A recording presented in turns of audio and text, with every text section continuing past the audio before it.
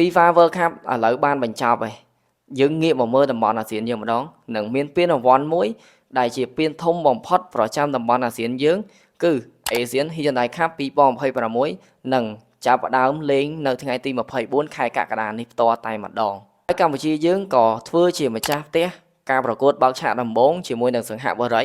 នៅឯពហុកីឡដ្ឋានជាតិមរតកតេជោនៅថ្ងៃទី24ខែកក្កដានេះសម្រាប់ពានរង្វាន់ Asian Hyundai Cup 2026នេះមានចំនួន10ប្រទេសចូលរួមក្នុងនោះគេចែកជា2ពូដោយពូ A មានដូចជាវៀតណាមឥណ្ឌូនេស៊ីសង្ហបុរីទីម៉ូខាងកើតនិងកម្ពុជាយើងចំណែកឯពូ B មានដូចជាម៉ាឡេស៊ីមីយ៉ាន់ម៉ាឡាវហ្វីលីពីននិងសៀម